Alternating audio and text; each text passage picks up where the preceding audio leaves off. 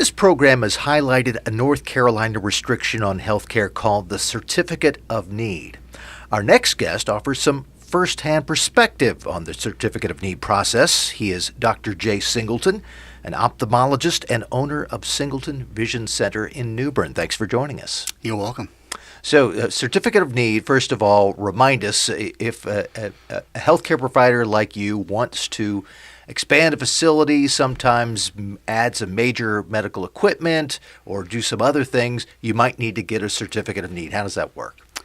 Well, it doesn't work. No, it's very difficult. I first started this probably, I think, in 2009. I decided I'd like to add some more capability to my practice, the ability to do my surgery, since they were pretty easy for me to do right there in the office instead of going over to the surgery center where there are multiple different types of surgery going on, hard to get surgery time. So I started the process, and you learn things as you start a process. First you see kind of a guarantee of a certificate possibly, or a pathway to a certificate of need. But then you realize quickly that it's kind of a non-offer. Certainly there is a possibility of getting a certificate of need, but it's nearly impossible in this state. We're the third most restrictive state in the continental U.S. Because the certificate of need laws control so many aspects of healthcare. So I tried. I got a certificate of need consultant. I was getting a certificate of need lawyer, which is massively expensive. And the first roadblock we came up against was that I didn't have any need, despite me doing 2,000 surgeries a year in my region. There was no need. Those are quotation marks for radio people in my region. So that was hard because that's a shutdown off the bat when there's no need. We were going to petition for need. And we were going through the entire process, but we began to realize that our hospital and the ACO in the area was going to oppose us after we created the need, and the estimates were somewhere around $400,000 in lawyer fees if I were to do that, with no guarantee of success. So we decided to go other routes, and then I went to the legislature, and here I am. Before we get more into the details, let's back up and explain to people, if someone wants to get this surgery from you now, you were talking about expanding the facilities that you control, but if you're doing it now, before the Certificate of Need process started, how would you do it? You couldn't do it yourself in your own office? You had to go somewhere else? Exactly. More recently, I've changed a few things, and I'll talk about those probably later in my lecture, but historically, and now in most cases, if a person comes in with most insurances, especially Medicare, which is 90% of an ophthalmologist's practice on the average, you're not allowed to do their surgery in your office. And to make this as short as possible, for every surgery there's a surgeon fee that the surgeon gets for his work or her work, and then there is a facility fee that the facility gets to try to pay the overhead of the surgery. Every surgery has a different overhead, depending on what products you use. Are they throwaway? Are they reusable? It turns out ophthalmic surgery for a 5-minute surgery is pretty expensive. On average, it costs about $700 or $800 to do a surgery. So if with an ophthalmologist making on the average $580 per cataract surgery, you can see how you lose over $100 every single case if you didn't also get the facility fee. So in North Carolina, the facility fee is linked to a certificate of need. If you don't have it, you can't collect it, thereby indirectly making it such that you can't perform the surgery and be financially viable in your office. We are chatting with Dr. Jay Singleton, who is an ophthalmologist and owner of Singleton Vision Center. So going back to the beginning of your story, you saw that there was a need, from your perspective, to expand. You were thinking about doing that in your own facility. And right off the bat, rather than just saying, okay, I'm going to make this business decision and see how it works, you decided to hire a Certificate of Need consultant and a Certificate of Need lawyer, and you learned that you would probably face some opposition for this and that there wasn't some government-determined need. So what happens next? Well, not much. In this state, most physicians or physician groups, whenever they look at that huge amount of expenditure with this open-ended possibility of nothing, decide to back down.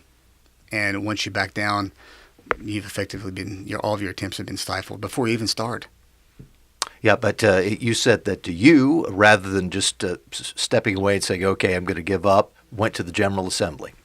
Oh yeah, I did. I decided there the exorbitant lawyer fees and actually playing the game was just not worth it, and it wasn't really long term viable either.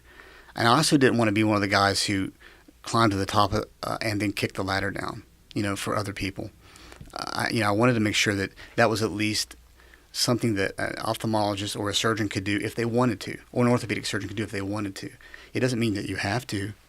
It just means if you have the volume and the skill and the business acumen, that you should be able to open your own facility.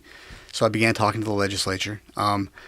First, I talked with lobbyists with the orthopedic lobbying group, because they are the largest in our state.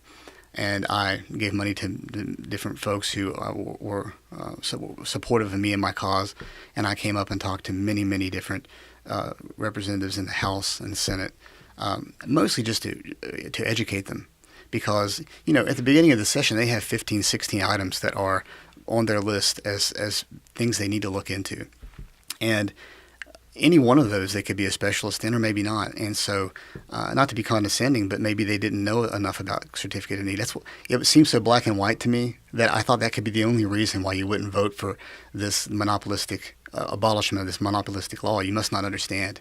So I talked to them over and over and over again, and spent a lot of time up here, culminating with me actually hiring my own lobbyist myself, at the behest of the lobbyist for the orthopedic group, who said, it really would help us if we had at least another lobbyist, considering we have probably 1/10 the amount of lobbyists that the Hospital Association has.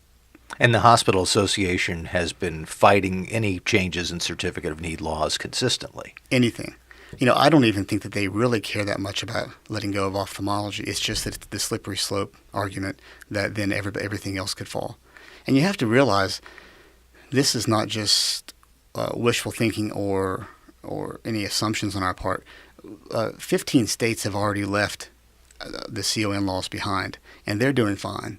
So there is data out there, which the Mercatus studies have shone a light on, that actually show that the certificate of need is actually hurting us, not helping us, in every single state that it's in.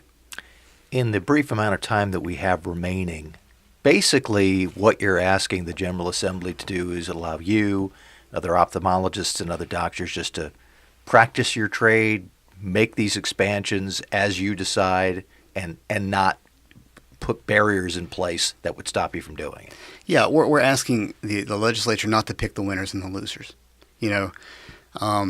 and not to create a system. And it may be too late for some of the large hospital systems, which are so large that they have their own almost ecosystems around them. But at least not to prolong this and make these too big to fail.